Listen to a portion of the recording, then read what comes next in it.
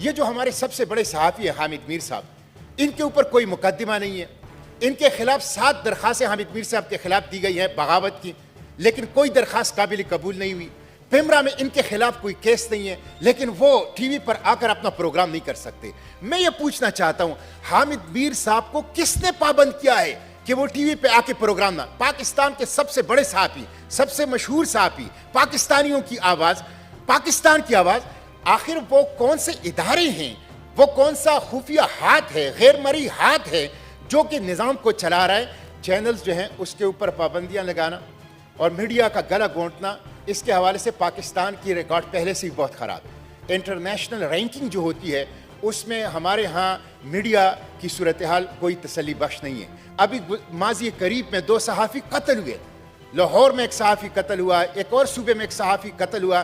صحافی جو جو جرنلسٹ ہیں وہ بیچارے قتل ہو رہے ہیں, ان کی زندگی کا کوئی وہ نہیں ہے.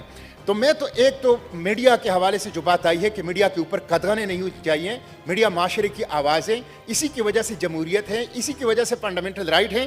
لیکن بالخصوص میں ایک بات کرنا چاہتا ہوں, یہ جو ہمارے سب سے بڑے صحافی ہیں حامد میر صاحب, ان کے اوپر کوئی مقدمہ نہیں ہے. ان کے خلاف 7 درخواستیں حامد میر صاحب کے خلاف دی گئی ہیں بغاوت کی, لیکن کوئی درخواست قابل قبول نہیں ہوئی. پیمرا میں ان کے خلاف کوئی کیس نہیں ہے, لیکن وہ ٹی وی پر آ کر اپنا پروگرام نہیں کر سکتے.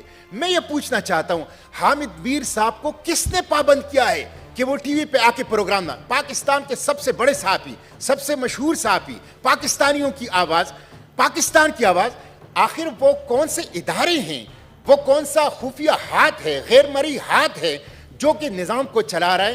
اس لیے مسٹر چیئرمین, صحافیوں کو بھی ان کو تحفظ فراہم کیا جائے, ٹی وی چینلز کو بھی ان کے اوپر بھی پابندی نہیں لگنی چاہیے. اور ساتھ جو حامد میر صاحب کا جو ایشو ہے, یہ ہیومن رائٹس کا ایشو ہے, یہ آزادی اظہار رائے کا ایشو ہے, یہ فری پریس کا ایشو ہے, اس کے ایشو کا بھی یہ ہاؤس جو ہے, house of the federation, notice لے. اسی طرح علی وزیر کا ایشو ہے, علی وزیر جیل میں ہے, علی وزیر جیل میں, کوئی پتہ نہیں چلتا کہ علی وزیر کیوں جیل میں ہے. ایک منتخب قومی اسمبلی جس کے خاندان نے 1 درجن سے زیادہ قربانیاں دی عسکریت پسندی کے خلاف پاکستان کے لیے, پاکستان کے آئین کا علی وزیر حلف اٹھا چکا ہے, لیکن وہ جیل میں. تو مسٹر چیئرمین, یہ جو پارلیمنٹ ہے یہ اسی لیے ہے کہ یہ قاعدے اور قانون کے مطابق لوگوں کے حقوق کا اس کے یقینی بنائیں, اس کو انشور کریں. تو کائنڈلی آپ حامد میر صاحب کا مسئلہ بھی اور علی وزیر صاحب کا مسئلہ بھی اس کو آپ سٹینڈنگ کمیٹی میں بھیجیں, ہیومن رائٹس کی کمیٹی میں, تاکہ ہم اس پہ بات کریں. یوٹیوب پر گوگلی ٹی وی دیکھنے کے لیے youtube.com کی سرچ بار میں